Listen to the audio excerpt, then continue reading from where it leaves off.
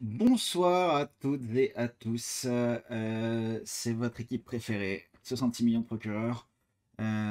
Effectivement, on est toujours autant à l'heure. On va vous expliquer pourquoi dans un instant. Tout d'abord, j'aimerais vous remercier d'être venu. On a aujourd'hui donc une émission, encore une fois, ma foi, très intéressante, n'est-ce pas? Puisqu'on va parler des primaires, Pas de de leur. son ici, on nous dit. Non, non, mais si, il y a du son normalement là pour le coup. Hésite pas à monter le son sur ton ordinateur, Michel Gonzague. Est-ce que. Non, Normalement, mais c'est c'est pas bon, hein. possible. C'est vérifié, c'est Si, testé. si, on vous entend, Si, oui, si, on oui, vous d'accord. entend. Ah non, mais d'accord, mais si on nous me fait des Non, blagues non, maintenant, on vraiment, va y croire à chaque fois, ça va être terrible. Enfin ça bon, marche nickel. Alors ça marche nickel, pas tout à fait, mais vas-y, DV, je te laisse ouais, continuer. pardon. Donc, je disais, on va parler des primaires tous ensemble. Euh, on a, comme teasé un peu sur Twitter et sur Facebook, une nouvelle fonctionnalité. Vous pouvez désormais, si vous le souhaitez, intervenir seulement pour un petit segment de 5 minutes ou sur une question très précise. Pas besoin de nous rejoindre pour toute l'émission. Vous pouvez nous envoyer un petit message ou l'écrire dans le chat que vous aimeriez intervenir sur tel ou tel point. Et nous, on s'occupe de vous connecter au stream et que vous puissiez discuter avec nous en vocal sur le point qui vous intéresse. Deuxième petit élément particulier de cette émission, c'est pas encore l'absence d'Alexis, ça va être le troisième, vous allez voir. Ça, Ne c'est vous yes. inquiétez pas, ça arrive. Ça arrive, ouais. Le deuxième petit point, je pense que tu peux en parler toi, Oui, bah, Adrien. alors, en fait, on va faire une émission en 2 parties cette fois-ci. Alors, on parlera des primaires, tout le temps, mais dans la seconde partie, on va recevoir une invitée qui s'appelle, Camille Marguin et qui, nous fait l'honneur de sa présence. C'est la présidente, en fait, de la primaire populaire. Donc on va en parler, beaucoup tout à l'heure avec elle. Vous verrez, c'est, un projet un peu particulier, très sympa, moi, je trouve. Donc bah, merci à elle et elle arrivera, tout à l'heure. Donc n'hésitez pas à rester jusqu'au bout pour, réagir et discuter avec nous de tout ça. Ensuite, c'est bah, Alexis, qui nous rejoint, hein, normalement quand sa box aura bien voulu, redémarrer. Ah!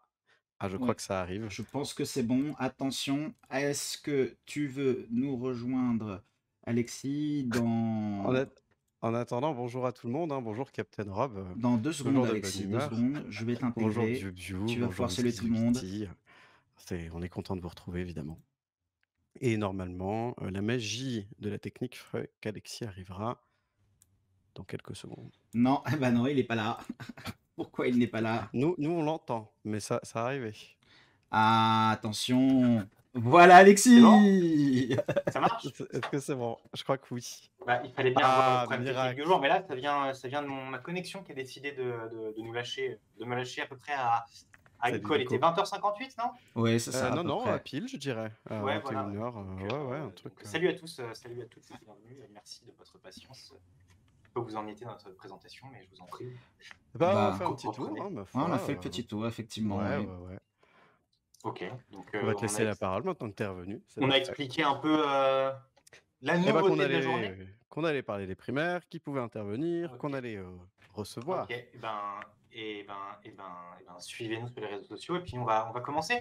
Donc on va, comme ils vous l'ont dit, on va parler des primaires, alors que s'achève demain le second tour de la primaire des écologistes entre Sandrine Rousseau et Yannick Jadot, et que les Républicains ont décidé le 25 septembre d'opter pour une primaire réservée aux adhérents, ou en tout cas de réserver aux adhérents le choix de leur candidat. Nous avons décidé de revenir avec vous sur le principe des primaires. Donc, le principe des primaires, c'est un mode de désignation des candidats qui est assez récent de notre vie politique, si l'on compare à la pratique aux États-Unis, par exemple. Après un pic de popularité en 2017, où les deux principaux partis de la vie politique d'alors ont désigné leurs candidats via une primaire, le concept semble aujourd'hui un peu oublié, un peu méfié même. Voilà, simplement pour le définir, je vais prendre la définition de Pascal Perrineau, qui a publié une étude cet été pour la Fondapol. Il définit la primaire comme une méthode de sélection partisane des candidats à une fonction politique reposant sur l'élection par un collège électoral large, incluant au moins les adhérents. On verra que c'est une définition qui est assez large, et on verra qu'il y a un peu des éléments constitutifs sur lesquels nous reviendrons plus tard. Les primaires sont nées aux États-Unis à la fin du 19e siècle dans une volonté de célébrer la souveraineté du peuple contenue dans la Constitution. C'est le fameux le gouvernement du peuple, par le peuple et pour le peuple, et dans un contexte de montée du populisme, qui se fait représenter dans un parti, le People's Party, qui ici n'a pas réussi à briser le duopole démocrate-républicain. Il a quand même laissé une trace dans la vie politique américaine avec, entre autres, les primaires. Et le principe de la primaire, donc destiné à transférer la sélection des candidats aux élections de la main des oligarques à celle du peuple. C'était rare à la fin du 19e siècle, mais les primaires aujourd'hui, que ce soit au niveau fédéral ou au niveau local, elles sont quelque chose qui est incontournable aux États-Unis.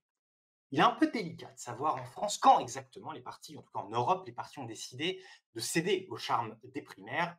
En France, on va dire milieu des années 90. La raison, c'est l'absence de leader incontesté à la fin du règne de François Mitterrand. On reviendra sur cette question de l'homme providentiel, du candidat naturel. Lionel Jospin, à cette époque, est contesté par la gauche de son parti, notamment, et Henri Emmanuelli. Et ça aboutira à une primaire qui sera remportée par Jospin, qui du coup sera le candidat naturel du PS en 2002, pour le résultat qu'on connaît. Le choc provoqué en 2002 ouvre un boulevard aux tenants des primaires pour l'élection de 2007, qui désignera Ségolène Royal. La suite, on la connaît, mais on y reviendra. Revenons à aujourd'hui. La primaire des écologistes, avec un nombre record d'inscrits, on en parlait la semaine dernière, montre un certain intérêt pour la chose, avec des débats qui ont été salués comme permettant en tout cas d'avoir des discussions plutôt de fond plutôt que de forme. Nous verrons si là où le candidat issu de cette primaire se maintiendra et si il ou elle fera un bon score à la présidentielle pour pouvoir juger de l'impact de la démarche sur l'élection présidentielle. Avant de commencer notre débat, moi j'aimerais qu'on fasse un sondage. Je ne sais pas, IDB, si tu es prêt pour un sondage. On est en Peut-être on train va de le vous poser une lancer, oui. question en début d'émission et puis on va vous poser plutôt la même question à la fin pour voir si les débats qu'on va avoir avec vous, les débats que vous allez avoir entre vous, les questions que vous allez nous poser, puis notre invité, les choses qu'elle va vous expliquer, poser la question de savoir si pensez-vous que les primaires sont compatibles avec le système politique français. Voilà. Donc je vous en prie, vous pouvez voter. Nous, pendant ce temps-là, et ben, on va revenir un peu sur ce qui s'est passé en 2007, en 2012 et puis en 2017. Alors, Adrien, Oui, alors, qu'est-ce que ben, déjà, question très intéressante et question d'actualité. On nous dit déjà Sandrine Rousseau, elle va glouglouter demain dans le chat. Alors tu veux qu'on parle de quoi en premier, Alexis? Plutôt on peut qui revenir sur ce qui s'est passé en 2002, en 2007, en 2012, Ouais, est-ce ouais, qu'on ouais. Alors, bah, 2002, bon, on sait ce qui s'est passé au second tour, pas de gauche. Est-ce qu'elle aurait perdu, la gauche, si on avait organisé autrement la désignation du candidat? Une question qu'on peut se poser aussi. En 2007, on avait désigné, Royal et en 2012, François Hollande. Heu, Qu'est-ce qu'on peut penser, de cette désignation-là, Alexis? est-ce que c'est un trompe-l'œil? Est-ce que c'est une victoire qui est celle de 2012? On a eu quand même donc comme l'a dit, le choc de 2002 a forcé un peu des primaires en 2007. Ségolène Royal elle a perdu contre Nicolas Sarkozy, mais elle a quand même fait un score qui était tout à fait honorable. Mmh. Et puis en 2012, on a eu la victoire donc, du candidat issu de la primaire, François Hollande, qui a un peu consacré les primaires comme étant une machine à gagner, parce qu'on reviendra sur le sujet, mais aujourd'hui on nous parle de machine à perdre, les Mmh. primaires, mais la primaire étant une machine à gagner. Est-ce que c'est vraiment la primaire et donc cette montée en puissance depuis 2002 qui a permis à François Hollande de gagner? Ou est-ce que c'est un peu plus compliqué de ça? Est-ce qu'on peut imaginer, peut-être, que la personnalité de Nicolas Sarkozy a pu jouer aussi dans le vote et que peut-être que peu importe le candidat, on aurait eu de toute façon une Mmh. victoire de la gauche? Je ne sais pas, hein, c'est une question qu'on se pose. Alors qu'est-ce que pense déjà le chat? Majoritairement oui, hein, de cette première question. 82 pour l'instant si j'arrive bien à lire. Oui, c'est ça, 83 pense que c'est compatible avec le système politique français. C'est étonnant, hein, parce que, on a quand même plutôt tendance à lire que c'est un système compliqué qui vient, décrédibiliser le parti ou les opinions. On en reparlera tout au long effectivement de ce débat-là. Mais en tout cas, bah, écoutez, ravi de voir, que vous avez intégré ce système-là, dans la Ouais, politique française. C'est déjà ça, ma foi. oui, Et oui. et effectivement, on en parle beaucoup pour cette campagne-là. La machine à gagner de 2012, finalement, c'est l'exception. C'est-à-dire, à Carac, l'exception. Bah, ça a fonctionné, donc c'était l'exception, parce que quand on y repense, il y a pas eu d'autres, candidats qui, issus des primaires qui ont qui ont gagné. Bah, Je veux dire, 2017, c'est un naufrage plutôt quand même, non? Mmh. Pour la si primaire. si si tu vas sur 2007, effectivement, c'était un peu l'éléphant dans la pièce. Bah, Normalement, ouais. vous m'entendez mieux là. Oui, beaucoup mieux. Donc le sondage, premier sondage, donc majoritairement, vous pensez que les primaires sont compatibles avec le système politique français. C'est Ouais. intéressant pour être tout à fait honnête. Moi, je pensais qu'on allait avoir un résultat inverse, mais Oui, moi très bien. aussi, vraiment, je m'y attendais. Et revenons justement sur 2017. La primaire, donc comme je l'ai dit, les 2 principaux partis, pardon, donc le PS et l'UMP, ont choisi de faire une primaire. Des votes quand même incroyables, 2 millions de votes pour la primaire citoyenne de gauche, de la Belle Alliance populaire. Mmh. C'est, faut le noter, un peu moins qu'en 2012, mais tout de même, et 4,4 millions pour la primaire de la droite et du centre. Quand on estime que, il faut 8 millions de voix pour accéder au second tour de l'élection présidentielle, ça veut dire qu'en 2017, le candidat de la droite avait déjà fait la moitié du chemin juste avec la primaire, enfin, en tout cas les personnes qui sont allées voter. Donc la question qu'on peut poser d'ailleurs, aux amis dans le chat ou que je peux poser à tous les 2, c'est: est-ce que vous pensez que les défaites de Hamon et de Fillon sont imputables aux primaires? Au Ah, fait que ces partis soient passés par des primaires?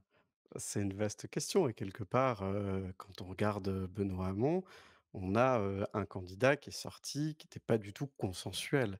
Donc quelque part, est-ce qu'on peut imputer ça à la primaire en soi? Je sais pas. Après, Captain Rab nous dit: «La primaire de la droite s'est bien passée en 2017, le naufrage de Fillon est venu bien après» et effectivement, à droite, Fillon, est-ce qu'on aurait eu le même résultat sans les affaires? Probablement pas. Et c'est vrai.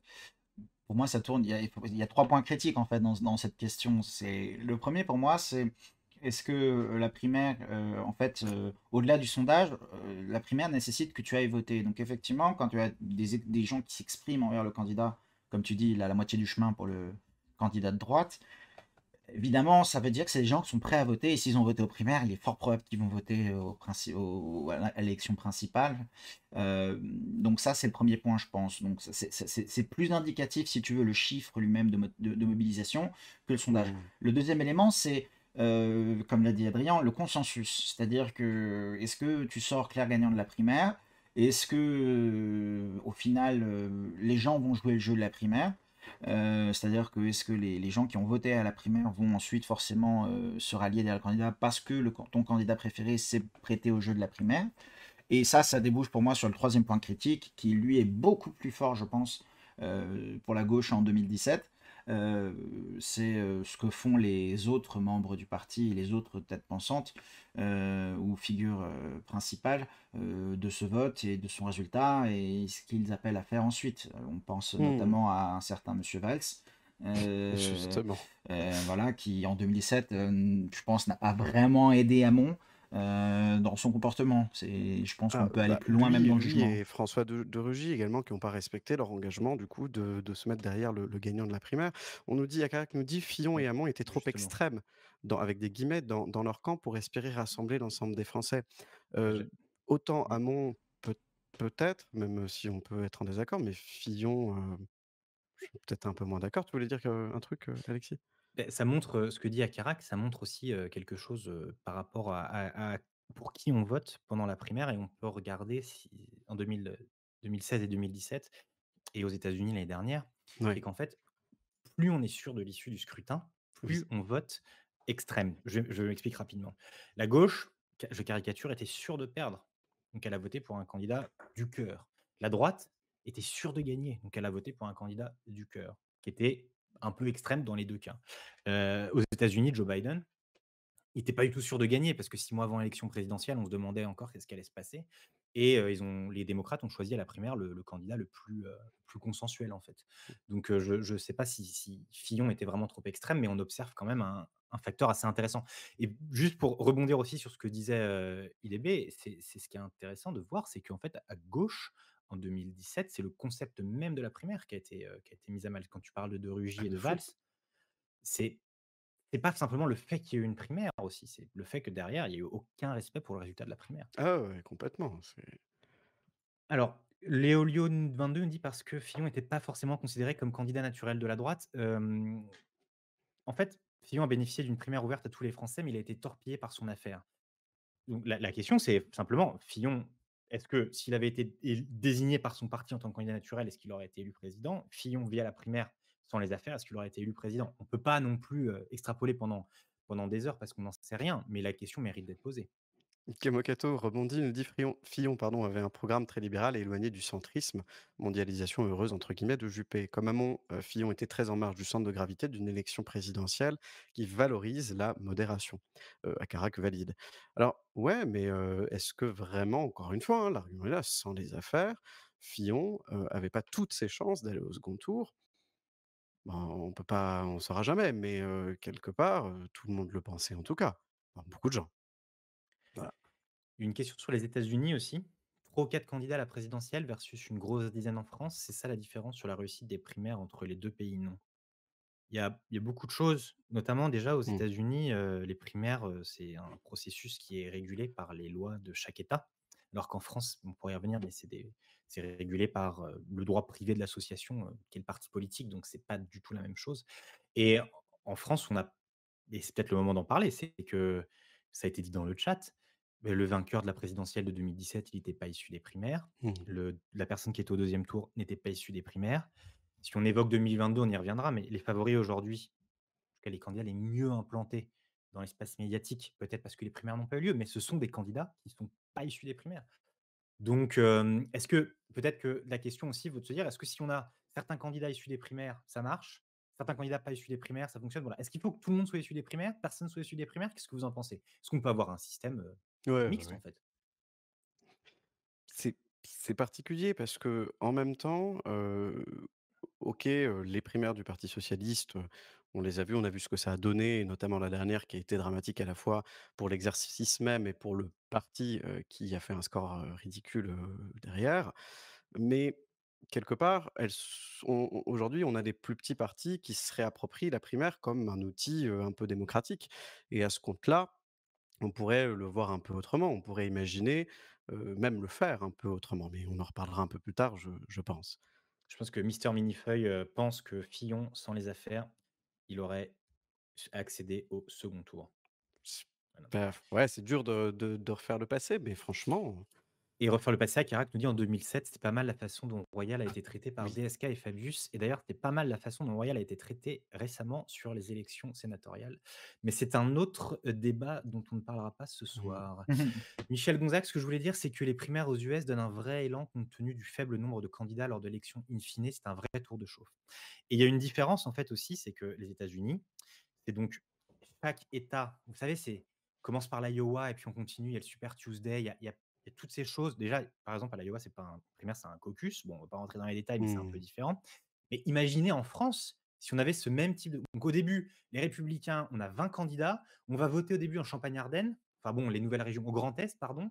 Et puis en fait, après, on va se retrouver en Bretagne. Et puis en fait, c'est l'Île-de-France qui va choisir, qui va être le Super Tuesday. C'est pas possible. Donc Non, il non, y a c'est un compliqué. écrémage naturel par rapport à l'argent aussi qui se fait aux États-Unis, qui est impossible à imaginer en France parce qu'on n'est pas un État fédéral. Et puis qu'aussi, aux États-Unis, quelqu'un comme Kamala Harris, on peut estimer que si elle est vice-présidente, c'est parce qu'elle a bénéficié d'un boost à un moment dans la campagne et qu'elle est arrivée sur le devant de la scène, qu'elle s'est retirée au bon moment pour pas faire trop d'ombre à Joe Biden, mais qu'elle a été suffisamment populaire pour être une candidate à la vice-présidence. Je pense que c'est là aussi où la comparaison avec les États-Unis montre certaines limites, c'est que c'est des primaires, mais en fait, la primaire, le concept de la primaire, ça veut tout et rien dire, en fait. Au final, peut-être qu'on va pouvoir y revenir. Mmh. Le caucus de Cap Avenir Vosges. Hem, On voit les connaisseurs.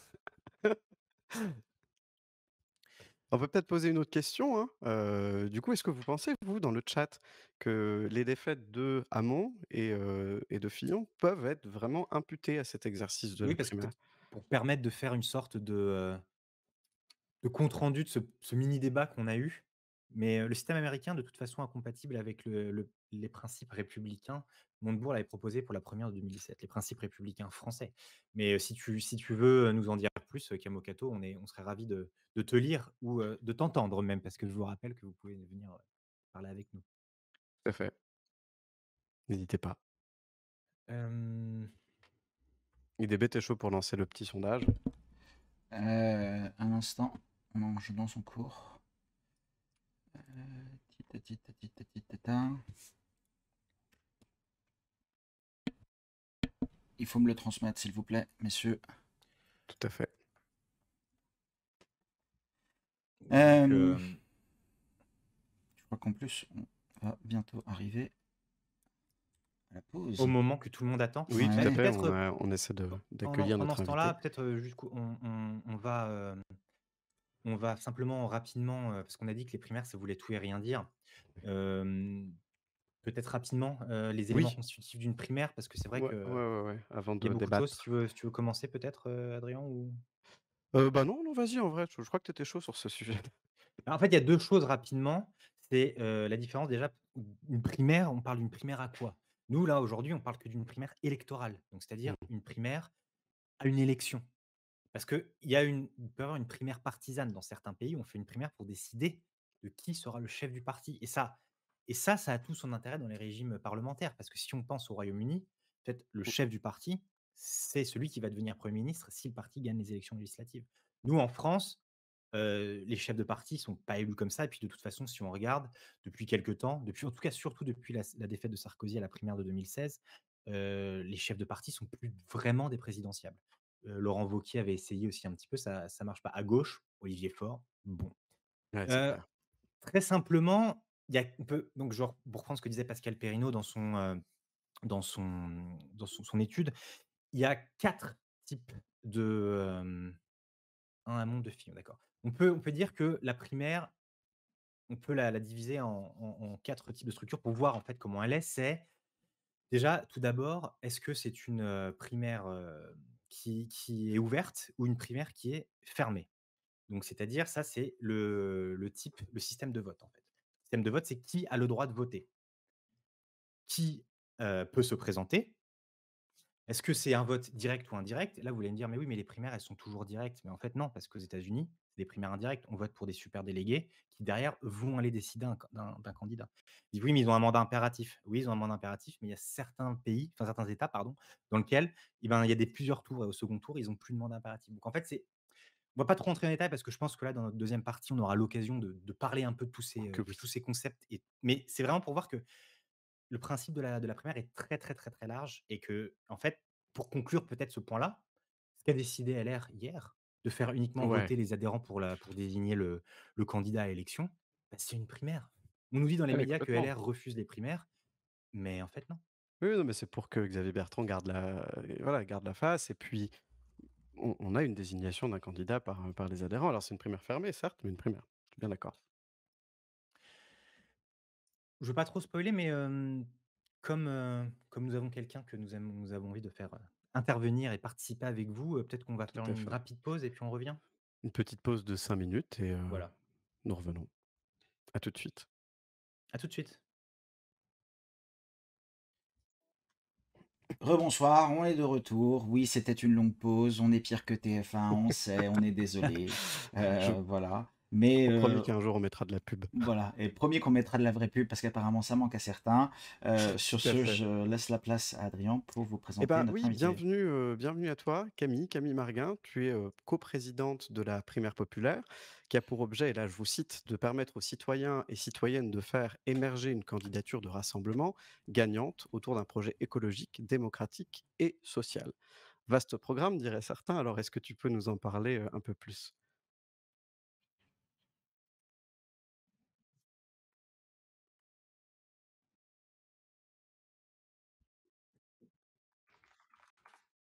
Oups, ça va. En dehors, des partis politiques, mais avec eux, et donc nous sommes, un Ah, groupe de citoyens. attends, Non, deux minutes. on Camille, m'entend plus? apparemment, on ne t'entend pas. Non, c'est bon, Si, c'est si, bon, si, c'est ça y est, bon. juste C'est une bon, très c'est légère bon, C'est coupure. bon, c'est c'est Tout va réglé. bien. Excuse-moi, tu peux je t'ai reprendre. coupé, pardon, OK. désolé. Je disais donc que le projet est très simple, c'est d'organiser une primaire, pour, les candidats qui rassemblent les valeurs autour de l'écologie, de la solidarité et de la démocratie. Et donc c'est une primaire qui est portée par des citoyens, pour les partis, mais en dehors des partis. C'est-à-dire que nous ne sommes financés par aucun parti politique. Que vous dire de plus sur le projet? C'est un projet qui est né il y a quelques mois d'un constat, assez simple qui était que, on voyait les premiers sondages pour les présidentielles de 2022 avec plein une myriade de petits partis qui portaient nos valeurs et qui se retrouvaient avec des scores tout petits. Et on voyait bien que les candidates commençaient déjà à se tirer dans les pattes. Et on s'est dit, s'ils n'arrivent pas à s'entendre, on va se retrouver avec un duel Macron-Le Pen au deuxième tour, comme en 2017. Et on n'a pas du tout envie de se réveiller avec la gueule de bois en 2022, comme on s'est réveillé en 2017. Et donc, on a décidé de se bouger pour essayer de changer le cours de l'histoire qu'on était en train de nous raconter. Et du coup, nous existons depuis quelques mois. Et le projet, il est assez simple, c'est de rassembler d'abord des citoyens qui sont d'accord avec ce constat et qui ont envie de faire changer les choses, et tous les partis politiques. Il y avait 13 partis avec qui on dialogue depuis plusieurs mois. On leur a fait écrire un socle commun de propositions, vous pouvez se retrouver sur notre site. Donc, ils sont d'accord pendant des mois, ça a été l'objet de nombreuses discussions, personne n'a claqué la porte, ils sont tous venus. Et puis là, on est plutôt dans un rapport de force, parce que l'idée, c'est de savoir est-ce que les citoyens seront assez nombreux pour que les candidats et candidates de ces partis se disent que ça vaut la peine de se plier à cet exercice de primaire alors qu'ils sont déjà mandatés par leur propre parti. Et c'est tout l'enjeu de ce qu'on est en train de vivre en ce moment. Et Voilà, alors après, je suis peut-être, assez ouverte pour répondre à toutes vos questions. Je sais pas Alors par déjà, contre juste une petite répondre. précision, je vous ai mis dans le chat le lien des 10 propositions du socle commun pour que vous puissiez vous faire une idée. Et Alexis, vas-y. moi, j'avais 2 questions. Donc, tout d'abord, c'était, en termes de calendrier, comment ça va se passer? Parce que là, on voit que les principaux partis ou les principaux candidats commencent à avoir un agenda qui est assez clair, notamment avec, on a su avec LR ce qui allait se passer ce week-end. La primaire écolo aussi qui arrive à son terme, demain. Les votes se terminent demain. Comment vous allez porter le calendrier jusqu'à l'élection, vous? Premièrement, et puis, deuxièmement, pas exactement, un peu, pourquoi en fait, donc on a l'habitude de voir dans les primaires, c'est des personnalités, et puis après quand on a les personnalités, on finit par avoir un programme. Là, on voit Adrien l'a mis dans le chat, on a le programme et après on verra la personnalité.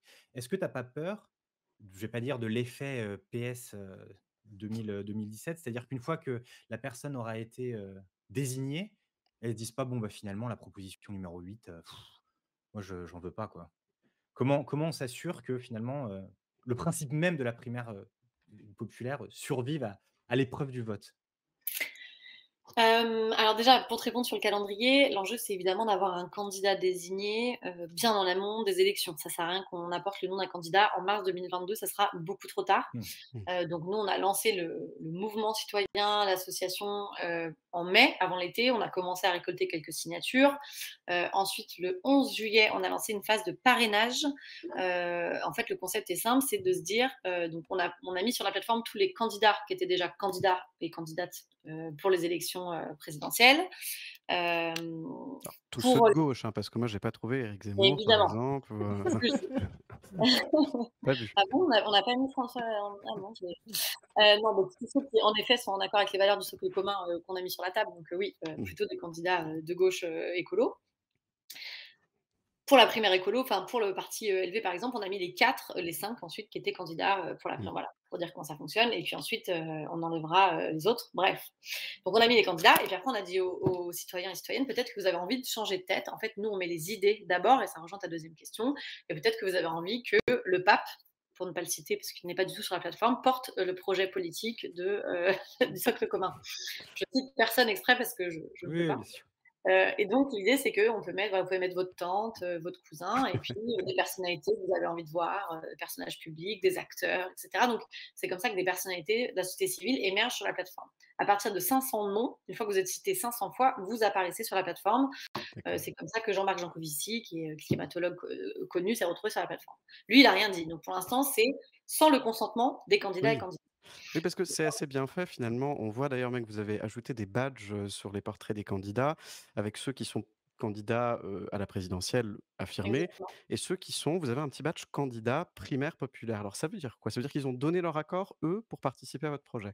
Exactement, c'est des candidats qui ont dit: «Moi, j'accepte de participer au processus jusqu'au bout», D'accord. et tous ceux qui ont pas de badge, ça veut dire qu'ils n'ont pas encore donné leur accord, mais ils nous ont pas non plus demandé d'être retirés. Hmm. Et en fait, cette phase, elle va sans le consentement des candidats, elle a lieu jusqu'au 11 octobre. donc il ne reste pas longtemps. Et le 11 octobre, on clôture les parrainages. Donc, à ce moment-là, on fait une photo à date et on dit qui sont les 5 premiers hommes et qui sont les 5 premières femmes. Et ce seront les finalistes et c'est eux qui iront, donc qui seront les candidats de la primaire populaire et du vote qui aura lieu en décembre. Et comment vous faites pour vous assurer parce que il y a quand même des personnalités très diverses à gauche, des plus modérés, des plus «radicaux» entre guillemets. Comment vous vous assurez qu'Anne Hidalgo qui est présente ici soit d'accord, par exemple, avec votre, projet numéro 7 de restaurer et moderniser l'ISF? Comment vous En fait, en c'est êtes tout le sûr? concept du socle commun qui a été vraiment énormément discuté. Il a été construit, à partir des propositions de la société civile et d'associations, mais aussi discuté avec l'ensemble des partis, dont, Anne Hidalgo et ses équipes, hein, qui étaient autour de la table, D'accord. voilà. Et donc l'idée, c'est pas un plus petit dénominateur commun, ce socle commun, c'est des mesures radicales que Mmh. tous les partis en présence ont jugé urgent pour, la situation vis-à-vis de la situation économique et sociale, et environnementale du pays. Après, comment on s'assure qu'ils vont les mettre en place? C'est un engagement moral. Mais comme le candidat du PS avait pris des engagements moraux au moment des primaires, etc. Donc, c'est un engagement moral. Comme le candidat gagnant de la primaire populaire s'engage moralement à mettre en place ça et à travailler avec l'ensemble des acteurs, voire des gens qui n'ont pas gagné. L'idée, c'est que à la fin, le candidat gagnant parte avec une équipe et parte pas forcément tout seul. Et comment on s'assure de ça? Bah, en fait, grâce à vous, grâce à moi, l'idée, c'est qu'il y ait une pression citoyenne qui reste forte sur les candidats pour qu'ils tiennent leur parole, et qu'ils mettent en place les propositions et ça ne va pas du tout s'arrêter, le jour du vote. On a D'accord. une question dans le chat de Camocato007 qui nous dit: «La petite minute gaulliste, quelle est la plus-value de ce type de projet quand l'élection présidentielle sous la 5e est construite comme la rencontre d'un homme et d'un peuple? La mystique de l'homme providentiel suppose que le programme, les propositions ne viennent avant l'émergence du candidat». Ne viennent pas Est-ce avant. Oui, Non, du c'est coup, ça? oui, est-ce oui, que oui, c'est je oui, pense qu'il oui, manque un mot. oui, pardon, il manque un mot. Est-ce que oui, voilà, sur ce point-là, c'est vrai que la primaire populaire, ça va aussi avec une remise en question des institutions de la 5e République, j'imagine? C'est un constat qui est Ça fait global de partie des l'homme. propositions. Oui, tout à Oui, fait.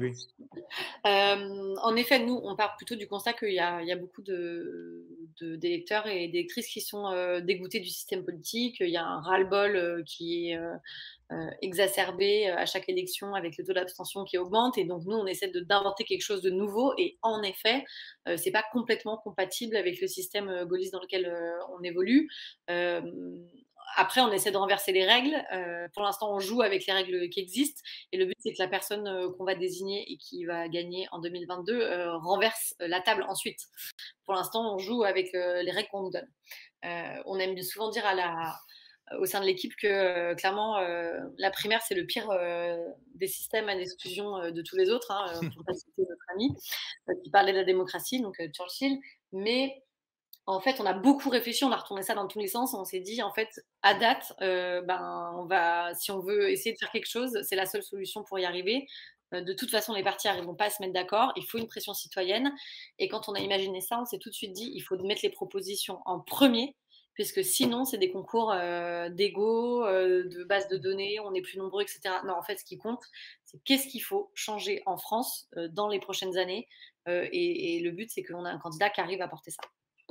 Mais justement, sur ce point de ne pas mettre les égos après, on a quelqu'un, je vais citer un nom, tu ne l'as pas fait, moi je vais citer un nom parce que on a entendu Pierre Larouturou sur France Culture le week-end dernier qui expliquait qu'avoir 5 candidats à gauche est suicidaire.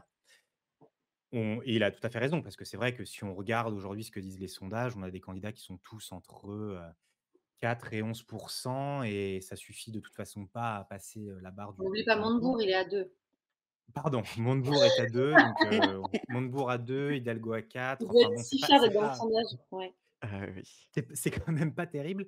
Mais comment on s'assure que vous arriverez à avoir tout le monde derrière un seul candidat? C'est tellement divisé. On les écoute. Bon, on écoutait aussi Fabien Roussel la semaine dernière qui expliquait que son programme était si important qu'il fallait absolument y aller. Anne Hidalgo, elle explique aussi que c'est si important qu'il faut absolument y aller. Alors que pourtant, on écoute Anne Hidalgo, on écoute les débats de la primaire des écolos. On peut imaginer qu'il y a des choses qui se recoupent. Donc, comment on fait en sorte que finalement, il n'y ait plus qu'un à la fin? Je sais que tu as déjà commencé à répondre à la question, mais j'imagine que c'est Très des choses simple. qui. Si on Oui. veut qu'il soit un seul à la fin, il faut que nous, en face, on soit 200, 300, 500 000. S'il y a 500 000 citoyens qui disent je soutiendrai, donc déjà je voterai pour, ça veut dire je soutiendrai le vainqueur de la Mmh. primaire. Voire j'y passerai du temps parce que nous, parmi les 100, là on a 120 000 signataires depuis aujourd'hui. Parmi les 120 000 signataires, on en a déjà 10, 20 000 qui répondent, couvrent tous les mails, qui sont prêts à se mobiliser sur le terrain. En fait, Ah, l'idée d'accord. c'est de créer une force citoyenne qui va venir soutenir ce candidat. À partir du moment où on aura atteint un certain seuil, alors après il est plus ou moins grand selon les égos des candidats, mais à partir de 300 000, on est 2 fois plus gros que n'importe quel parti politique en France et en fait, on devient le premier parti, voilà donc heu, pour qu'il plie, il faut que nous, on soit nombreux derrière. Alors c'est pas forcément facile à obtenir Mmh. et puis, il y a évidemment, tu vas me répondre: «Oui, mais si c'est Hidalgo qui gagne, il y a, les supporters de Mélenchon, ils iront pas voter». Oui, il y aura des pertes, mais globalement, quand on voit qu'en fait, ils sont d'accord sur 90 et qu'ils vont se tirer dans les pattes pour les 10 qui restent, par rapport à la situation économique du pays et au Macron-Le Pen, en fait, on est largement vainqueur. Ça, c'est D'accord. le premier point. Et le deuxième point, c'est que nous, on en appelle vraiment, et on va lancer une phase de communication dans 2 semaines maximum sur ce point-là. On en appelle vraiment à la responsabilité des candidats. En fait, on sait très bien qu'ils sont en train de jouer le match de 2027, qu'ils sont en train de jouer des D'accord. places au Mmh. Parlement pour les législatives. Et en fait, ils ont abandonné l'élection présidentielle en faisant ce concours et en restant à 5 sur la ligne de départ. Donc là, en fait, on va leur dire il faut vous mettre devant vos responsabilités parce que là, si on perd, c'est pas la faute des citoyens, là, ça sera votre faute à vous, vu le calendrier Mmh. qu'on a devant nous, quoi. Il y a OK. plusieurs questions dans le chat. La première, c'est finalement, est-ce que c'est pas le même discours de rassemblement qu'on a pu déjà entendre de multiples fois? Et je rebondis un peu et je précise, c'est vous n'êtes pas les premiers à avoir imaginé ce genre de projet de primaire. Il y avait déjà eu, me semble-t-il, aux dernières élections, une primaire citoyenne qui se basait un Pas peu sur celle du cette PS. idée. Non, non, pas celle du PS, La justement, celle de primaire.org. oui, voilà, Oui. tout à fait, la primaire.org et ça n'avait pas eu le succès escompté malgré l'initiative qui avait quand même été saluée, à pas mal d'égards et la deuxième question, c'est est-ce que vous pensez que les partis qui ont approuvé le socle commun vont vous faire de la pub, pour votre projet, pour votre primaire? Est-ce qu'il y a eu un engagement à ce sujet-là? Les partis vont faire de la pub, les partis qui sont d'accord pour se plier à la primaire populaire, comme le parti de la Route-Roux, oui, la Route-Roux, à chaque fois qu'il prend, la parole médiatiquement, il parle de nous et il a bien Oui, oui, raison de le faire. confirme. Oui, oui. Mais les autres non, parce que les autres, ils n'ont pas intérêt pour l'instant, c'est le cas des Mmh. écolos, ils sont en train de rassembler leurs troupes, de prêcher pour leur paroisse, je comprends qu'ils le fassent pas. Par contre, on va pas attendre 3 mois qu'ils le fassent. Enfin, pour l'instant, je trouve ça logique. Dans quelques semaines, ça sera, oui, complètement irresponsable de leur part. Ça, c'est le premier point et alors attends ta question, qu'est-ce que je voulais dire C'était avant? que, bah, vous avez enfin, voilà, il y a déjà eu la primaire.org et Ah ça oui. n'avait pas pris en réalité ou La pas tant la que ça. primaire.org, c'était complètement différent puisque c'était une primaire en dehors des partis. L'idée, c'était d'avoir un candidat Mmh. supplémentaire qui vienne de la société civile. Mmh. Et ça n'a pas marché puisqu'ils n'ont pas obtenu les signatures, je crois. Nous, on a Oui. déjà du soutien de plein d'élus locaux, donc on a déjà l'assurance d'obtenir des signatures. Et nous, l'idée, c'est pas forcément d'avoir un candidat hors parti, mais c'est d'avoir un candidat qui rassemble les partis. Donc si c'est le pape qui arrive à rassembler tous les partis dont on parle, tant mieux. Si c'est un des membres des partis, voilà. Mais en fait, l'idée, c'est de le faire avec eux cette fois. Et donc, ça change complètement, ça On change note un complètement la intérêt donne. pour le pape, assez prononcé. C'est pas qui citait comme ça, c'est parce que je peux pas dire un mec de droite, oui, vous voyez, j'ai pas de problème, je suis pas. Hem, oui, oui, Adrien, est-ce que tu avais une autre question et des choses dans le chat Ah ou? bah, ça continue, vas-y, hein, vas-y, vas-y. Alors, les questions longues, le problème est que la candidature, comme la présidence, ne sont pas collégiales. Il est compliqué pour un candidat d'endosser un costume qui n'est pas du sur-mesure et défendre un projet qui a été fait sans lui. Bah, ça, on en a déjà quand même un petit peu parlé parce que c'est si je me réapproprie un petit peu ce que tu as dit, c'est que les candidats qui, de toute façon, sont d'accord avec au moins les 10 propositions. Mais après, évidemment, j'imagine qu'il y a des choses qui vont être définies parce que les 10 propositions sont bien, mais Pour c'est pas faire un suffisant pour programme, gouverner la France pendant 5 ans. Mmh. complètement. Oui, oui, il y a ça et puis après, il y a aussi tout l'enjeu d'avoir une équipe, Taubira ira pas, si Taubira il va pas, mais qu'il y en a un qui dit: «Ben, moi je la prends comme ministre de je sais pas quoi», enfin ça change aussi la donne, vis-à-vis des électeurs, donc il y a plein de choses qui peuvent se jouer, et puis nous, on est très conscients du fait qu'on gouverne pas un pays tout seul et on espère, que, même si c'est pas complètement adapté à cette forme d'élection et à nos institutions actuelles. On souhaite de tout cœur que le candidat ou la candidate de la primaire populaire aura cet esprit d'équipe et embarquera avec lui les autres, puisque le mode de scrutin qu'on a choisi favorisera la collégialité. Vraiment, je voulais qu'on en parle de ce mode de scrutin-là. Donc, tu peux nous en parler un peu plus? On appelle ça le jugement majoritaire et c'est vachement intéressant, en vrai. Oui, alors le jugement majoritaire, c'est un mode de scrutin complètement différent qui a été imaginé par des chercheurs il y a quelques années et qui est testé depuis des années par une association qui s'appelle Mieux voter, notamment, qui fait voter en parallèle des grands scrutins nationaux un échantillon de population volontaire avec ce scrutin-là, mais sur les mêmes candidats qui se présentent. Le principe est assez simple, c'est plutôt que de choisir un nom à mettre dans l'urne, chaque candidat est noté avec une mention. Donc il y a 5 mentions, inacceptable, passable, j'adore, j'aime à la folie. Je raconte pas les vraies mentions, mais voilà, en gros, vous comprenez, donc une On a nuance. compris, oui. Et en fait, on va ensuite évaluer lequel a le plus de nuances positives, mais aussi celui qui a le moins de nuances négatives. Et donc, c'est pas noir ou blanc. Et ça veut dire que sur les 10 candidats, donc il y aura 5 hommes et 5 femmes, s'il y en a 5 que vous adorez, que vous n'arrivez pas à choisir, il n'y a plus de vote utile en fait. Vous mettez des bonnes mentions à tous ces candidats-là. Et inversement, si les autres vous débectent pas, mais que vous ne savez pas, vous mettez quelque chose d'assez neutre. Et en fait, ça évite vraiment le vote utile et ça permet de noter chaque candidat indépendamment pour ses Mmh. idées propres et pas en fonction des jeux dans les sondages et des statuts qu'ils ont par rapport aux autres.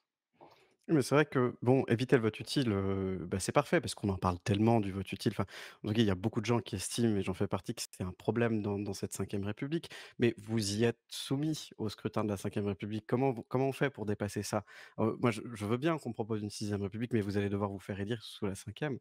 Et comment vous voyez, cette candidature une fois que tout ça sera mené à terme? Ah bah, nous, on utilise le vote à jugement majoritaire pour désigner un candidat. Après, il se pliera au vote des institutions classiques du premier et du second tour. De toute façon, il aura une force citoyenne derrière lui, donc il va gagner, ça c'est sûr. Et puis après, l'idée, c'est de progressivement changer les institutions en commençant par des mesures symboliques hein, que vous pouvez Mmh. retrouver dans le socle commun. Mais l'idée, c'est de justement moderniser euh, les institutions dans le sens où on veut innover sur le point de vue démocratique et rapprocher les citoyens de la politique. Ça fait Mmh. partie des propositions qui sont ressorties dans le socle commun. D'accord. Comment comment Vas-y, tu justement. vois, toi, en tout cas, ou la primaire populaire, du coup, le rôle des partis, en fait? Parce que, c'est pas comme, la primaire.org qui était une primaire hors des partis. Là, je comprends que c'est aussi une sorte de une coalition de partis, mais c'est quand même attaché aux partis. Comment tu vois le rôle des partis dans une 6 république? Ou comment tu vois, parce que j'imagine que vous, votre projet, c'est de dire, le candidat issu du PS, les candidats issus de LV, ça suffira pas pour gagner. Mais quelle est la place pour vous dans votre projet, pour les partis politiques dans la vie démocratique future, quand vous aurez gagné, si vous gagnez? Ah, ça c'est bon, ça c'est compliqué parce que déjà nous, ça veut rien dire, hein. On a un groupe de citoyens et parmi nous, il y a une multitude de modes de pensée, d'affinités, et cetera. Donc je pense qu'on peut pas, résumer ça comme ça. En dehors du socle commun où, il y a des choses, assez, symboliques qui ont été décidées comme, une convention citoyenne pour le renouveau démocratique sur le modèle de la convention climat, Mmh. la fin du cumul, le droit de vote à 16 ans et cetera, qui sont des mesures un peu symboliques que beaucoup de gens ont en tête. Hem L'idée, c'est plutôt de se dire que, en tout cas pour nous, il était important de faire avec les partis. Les partis politiques ne sont pas du tout tous à mettre à la poubelle. C'est le lieu des débats, c'est le lieu du partage d'idées, de l'échange d'idées. On voit, enfin moi, c'est mon point de vue personnel, mais je vois la richesse des débats qu'il y a eu pour la primaire de ELV, enfin des écolos, parce qu'il n'y a pas que ELV, donc la primaire des Oui. écologistes, qui a fait émerger des thématiques dans Mmh. voilà, dans l'espace médiatique commun. Voilà, et ça, c'est ça qu'on aime bien voir. Et donc, tant mieux s'il y a des partis qui continuent à vivre et qui permettent ce débat d'idées. Après, de fait, il y a le besoin de renouvellement au sein des partis, à la fois de renouvellement des membres, c'est-à-dire qu'il faut que les partis se rajeunissent parce que sinon ils sont bientôt foutus. Et puis il y a besoin de renouvellement des pratiques. Moi, par ailleurs, je suis engagée dans une association qui s'appelle Tous élus et qui D'accord. permet à des citoyens de s'investir en politique. On fait des formations gratuites parce qu'on se rend bien compte que le premier pas quand un jeune ou une jeune va vers un parti, il est compliqué à franchir si on n'a pas les codes, si on n'a pas des parents qui sont élus, etc. Donc, si on n'a pas fait Sciences Po. Donc là, nous, on essaie de dire aux gens qui viennent des quartiers populaires, qui viennent des milieux ruraux, qui viennent de milieux modestes, en fait, c'est aussi pour vous. Et si tous ces gens y vont, les partis vont changer. Donc, voilà, il y a, moi, je pense que les partis doivent survivre. Et il faut qu'ils survivent, mais pour ça, il faut qu'ils évoluent. Et notamment en adoptant des scrutins à jugement majoritaire, en imposant la parité, en faisant plus de délibérations, en laissant de la place aux jeunes. Il y a plein de choses qui sont possibles de mettre en place assez rapidement.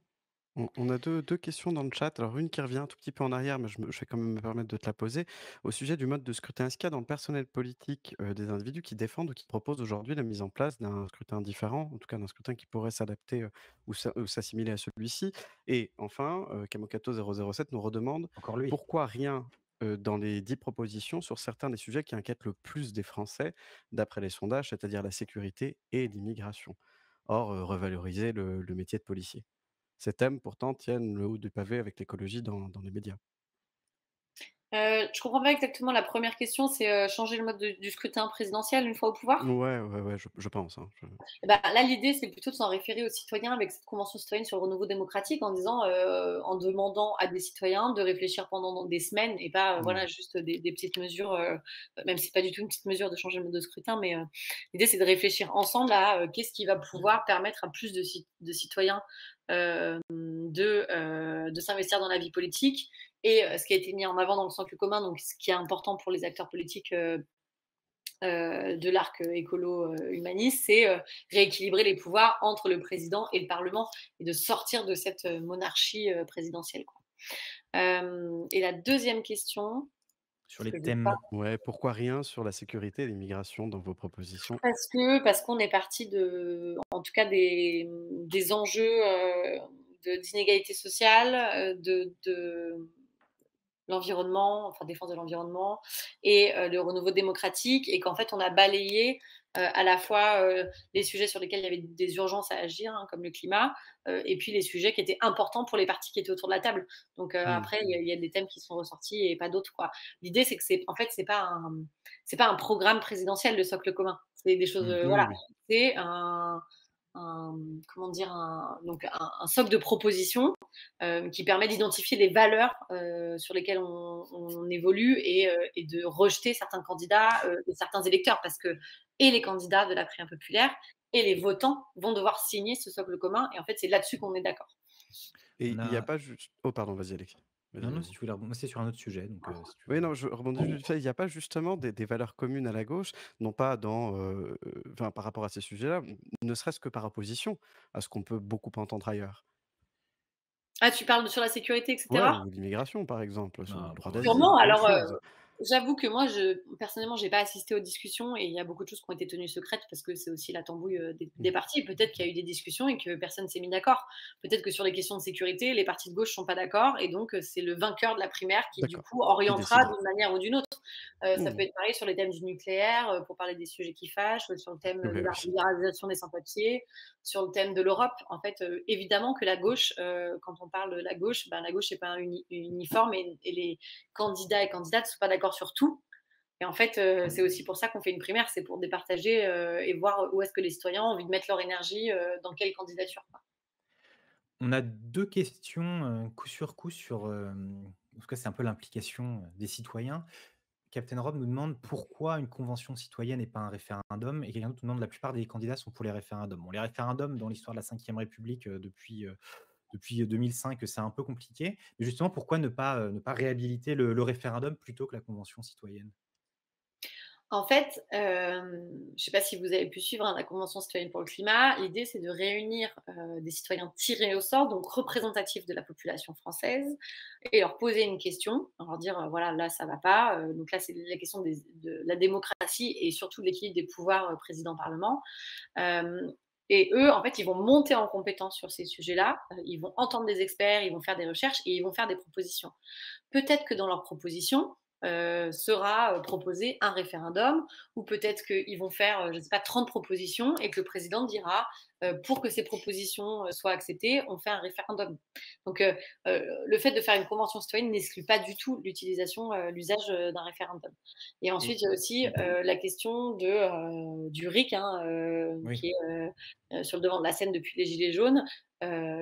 Et du coup, le but, c'est une des propositions qui ressort du socle commun, c'est permettre l'intervention populaire sur la question du RIC délibératif. Il y a une réaction, justement, tirée au sort n'est pas représentative de la société française. Il me semble il y avait des moyens de faire en sorte que ça soit Ouais, des tirés au sort par ouais, ouais. type de population, c'est ça? Ah oui, oui, Bah, en fait, c'est un oui, oui. tirage au sort, qui a coûté, hyper cher parce qu'en fait, c'est tiré au sort parmi, la population, et après on choisit des critères, sociodémographiques, et on essaie d'avoir autant d'hommes que de femmes, un pourcentage de jeunes égal à ce qu'il y a dans la société, un pourcentage de CSP+, et cetera. Donc après, le but, c'est d'avoir des gens le plus représentatifs possible. Après, évidemment, sur un échantillon de 150 personnes, on n'a pas, toutes les tendances représentées dans la société française, malheureusement.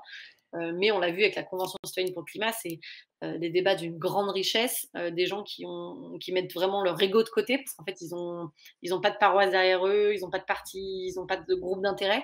Ils viennent en tant que citoyens avec leur tripes, et en fait, ça élève énormément le niveau des échanges. Je vous conseille, si vous n'avez pas fait, de regarder des extraits des débats sur la Convention citoyenne pour le climat.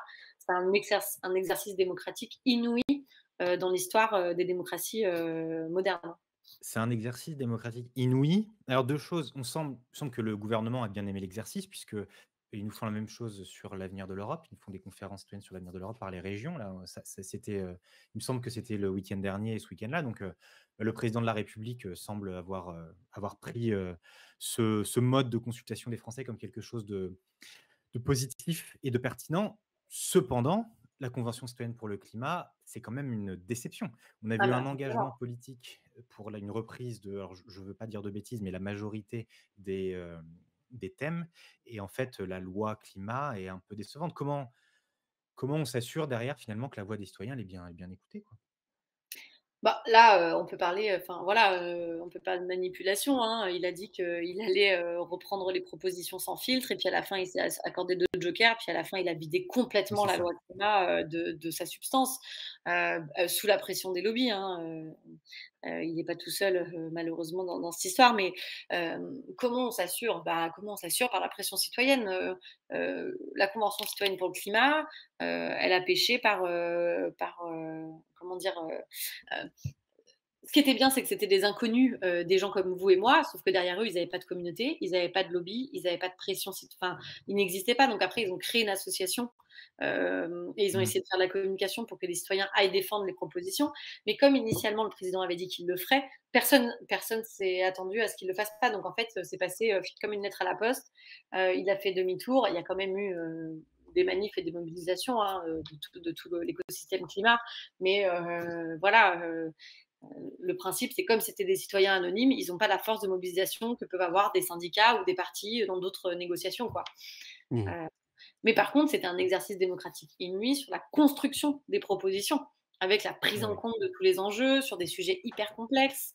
Et du coup, là-dessus, il y a jamais rien n'a été fait de ce type, quoi. Et vous espérez redonner, un peu d'espoir à tous ceux qui sont sortis aujourd'hui de la politique en se disant, «Ça sert à rien, on nous écoute pas», aux gilets jaunes qui, ont manifesté il y a 1 an? Est-ce que c'est un peu, l'idée derrière On tout a ça? des gilets jaunes, hein, au sein des D'accord. militants de la Primaire populaire. Bien sûr qu'on espère redonner espoir, mais tous les gens qui font de la politique aujourd'hui espèrent, redonner espoir à ceux qui y croient plus. Donc, je suis pas sûre que ça soit, c'est pas là-dessus qu'on se différencie. Après, ce qui est sûr, c'est que on veut le faire en dehors des partis, mais avec eux, et au sein de la Primaire populaire. Il y a aussi bien des citoyens encartés dans, Mmh. chacun des partis, avec lesquels on travaille, que des citoyens qui n'ont jamais été encartés, que des abstentionnistes depuis 10 ans. Évidemment qu'il y a tout ça qui se mélange derrière les idées d'un socle commun, et plus pragmatiquement derrière l'opposition d'un duel Macron-Le Pen en 2022. Les gens disent en fait, je ne veux pas avoir à choisir entre Macron et Le Pen, entre la peste et le choléra, donc bah, je me bouge maintenant. Et en fait, c'est ça aussi qu'on rassemble aujourd'hui parmi les 120 000 signataires, quoi. OK.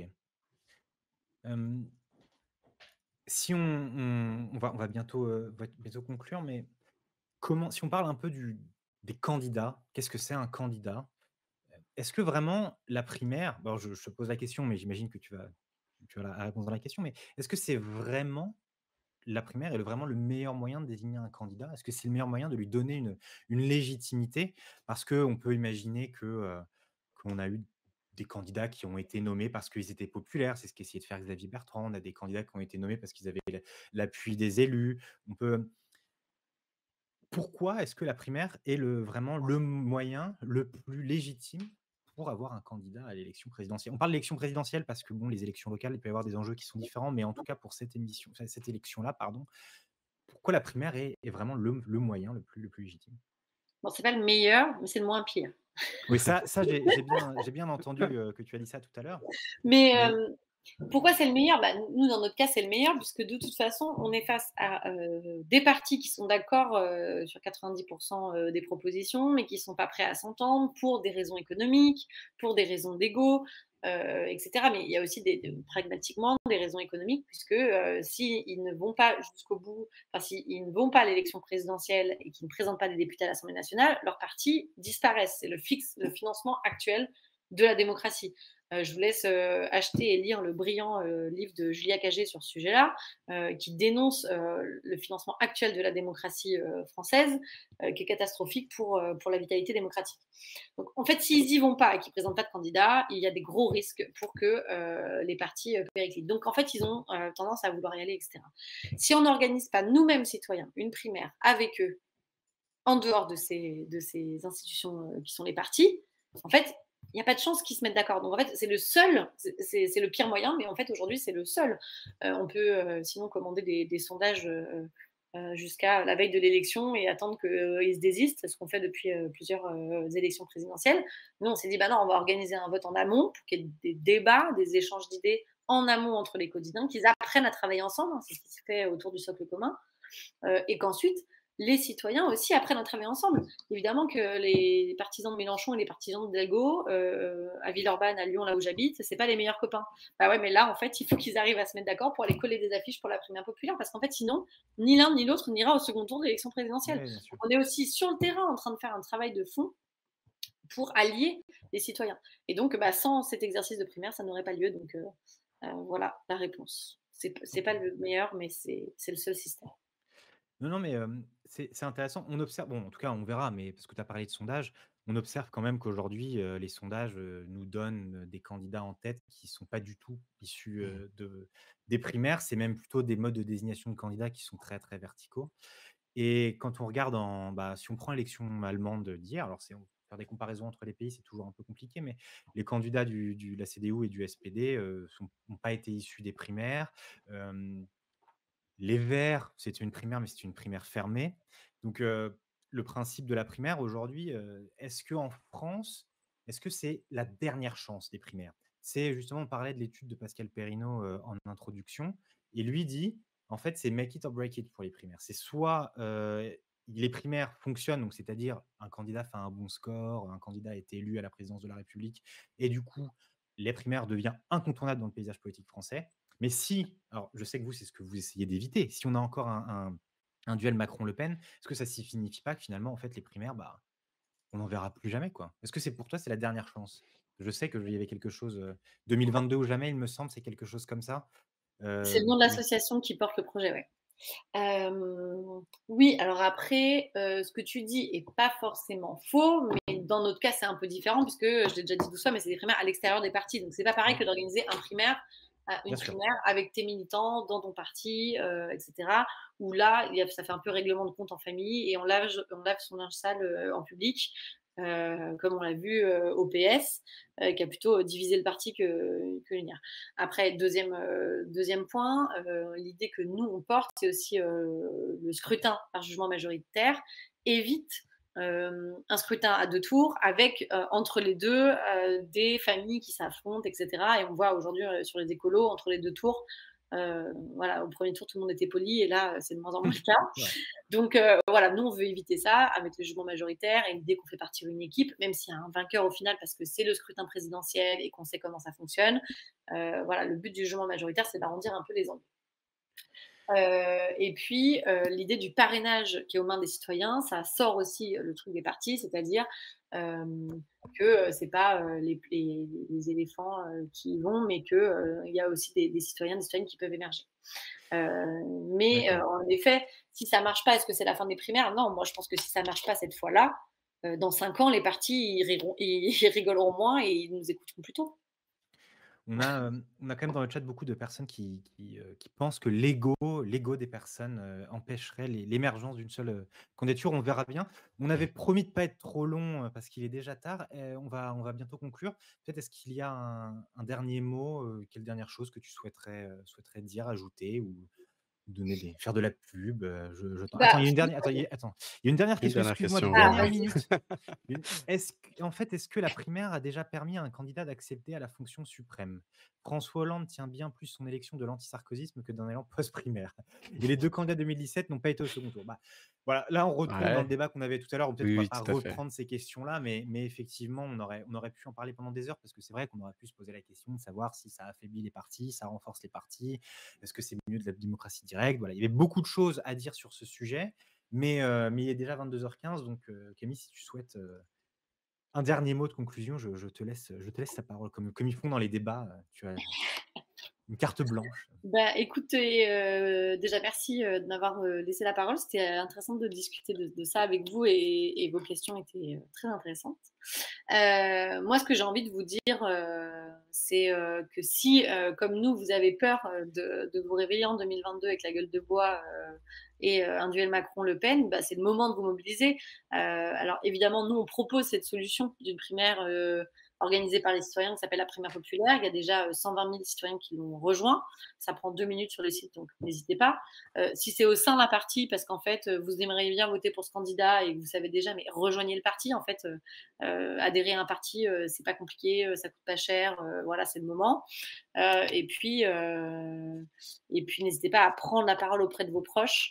Il y a un sujet qui est hyper important dans le pays, qui est une des sources de l'abstention, c'est la mauvaise inscription sur les listes électorales.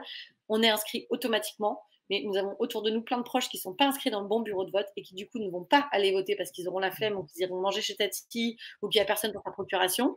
Donc en fait, ça prend 2 minutes de s'inscrire en ligne sur le bon bureau de vote jusqu'à 6 semaines avant l'élection.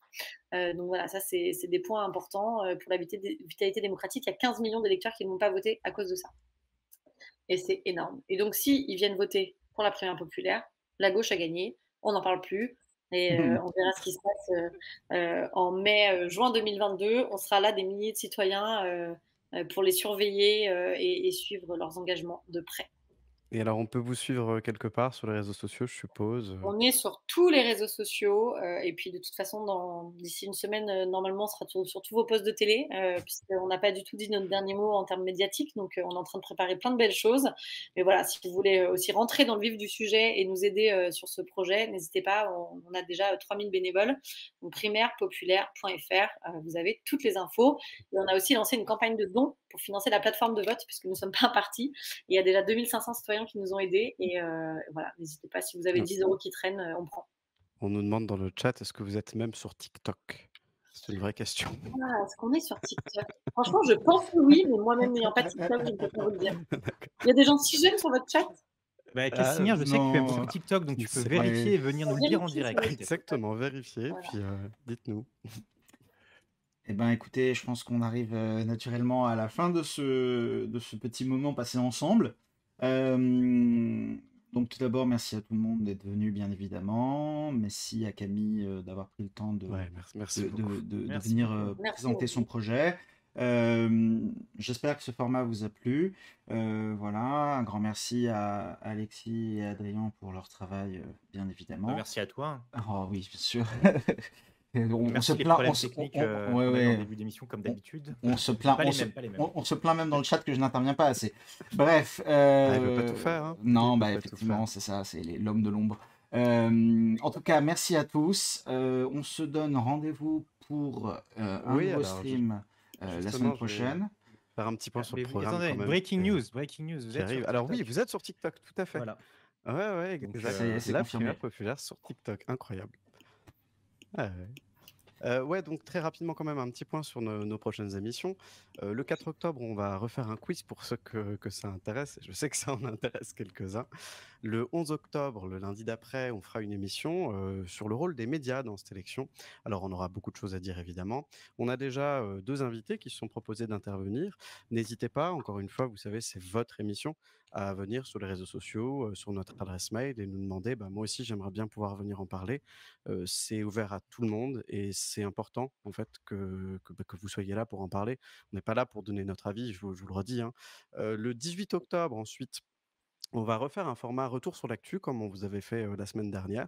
Ça s'était plutôt bien passé, a priori, ça a été bien reçu, donc on a décidé de le refaire et enfin, le dernier lundi du mois d'octobre, on refera une émission, classique avec un débat sur un thème qu'on ne vous dévoile pas encore et Camille nous dit au revoir. Merci à elle encore. Au revoir Camille. Elle est partie Oui. et bah, voilà. Alexis, quelque chose à rajouter peut-être? Non, non, bah, écoute, tu as tout dit. Merci beaucoup à vous et puis, on se retrouve la semaine prochaine pour un quiz. Je s'il vous plaît, si Camocato gagne encore, c'est une honte pour tout le Ouais, monde. ouais, ouais, Donc je vous demande de c'est des questions Faites une, politiques, d'histoire. faites une primaire ensemble pour le quiz et Ah! faites un candidat commun pour battre Camocato. J'avoue. Vous vous connectez tous au même compte et vous envoyez les Ah bah réponses en tiens. même temps, d'accord? Non mais regarde, on dit quiz et là dans le chat, tout le monde s'excite sur le C'est bon, quiz. On ça vous parle de s'excite. primaire, on vous Non, parle mais de c'est- démocratie. On voit Voilà, la voilà. réalité, vous dormez et là Et là, puis là, quiz, là, c'est le bon. quiz, ça réveille tout le monde. Non mais Et la c'est politique, hallucinant. la politique n'est pas un business, c'est un jeu. Voilà. Ouais, oui. Bon bah on jouera la semaine Et, prochaine. Et d'ailleurs, n'oubliez pas hein, Camocato, de, de- vas-y. de partager aussi sur les réseaux sociaux, ça va nous donner un peu de visibilité et faites votre BA quoi. Si Et vous aimez nous. bien notre projet, n'hésitez pas quoi. Oui. Allez-y, Mais oui, et le puisque petit là, pouce. peut-être qu'aujourd'hui, vous avez été intimidé par notre invité, mais on vous invite à venir poser des questions, discuter en live avec nous, comme on vous l'a dit en début Ouais. d'émission. Nous, c'est vraiment, enfin, on le répète, mais vraiment, en fait, c'est votre émission, c'est vous qui l'emmenez où vous voulez. Voilà. Donc, vous en parlez à tout le monde autour de vous, vous likez sur les réseaux sociaux, et comme ça, eh ben, les débats vivent de plus en plus. Ouais, Voilà. soyez Donc, pas merci timide. beaucoup. Un référendum pour ban Camocato, on va y réfléchir peut-être. S'il y a suffisamment d'engouement citoyen, on vous promet de le considérer et de bien évidemment refuser la proposition. Camocato peut organiser le quiz. Mais là, vous avez beaucoup d'idées, c'est super, super. Écoutez, on va réfléchir, on revient très vite vers vous sur nos réseaux sociaux. Donc, vous savez où nous trouver. Spammez-nous sur Twitter hein, si vous voulez, il n'y a on pas de nous problème. redit, je suis nouveau, comment on Ah bah. discute? Et Ah ben, bah, tiens, mettons les liens des réseaux, tiens. t'arrives un peu tard, Comary Light, mais Non, mais en réalité, tu nous demandes juste sur le chat, ben tiens, moi je voudrais intervenir. Et à ce moment-là, on te contacte en DM, on te donne un lien, tu cliques dessus et tu es directement avec nous. Donc, On te c'est pas plus téléporte dans compliqué le que ça. vaisseau mère. Voilà. et Exactement. suis-nous sur le lien qu'on vient d'envoyer sur Twitter. Il y en a aussi sur Facebook, mais c'est là où vraiment on communique, on explique nos émissions, nos sujets d'actualité. C'est notre plateforme de discussion avec vous quand on n'est pas en live. Donc, merci pour le follow à, ouh là là, à Léolio22. Merci beaucoup pour le follow. Merci Et puis à beaucoup. Braze Mulder aussi tout à l'heure qui a follow. Tout à fait. Voilà. Bon fin de lundi. Bonne fin de lundi, comme on dit. Il est temps que Ouais. j'aille me coucher. Bonne fin de Je ne début dis de plus rien. semaine. Merci à tous, en tout cas, à bientôt. Allez, ciao ciao. Ciao. Salut.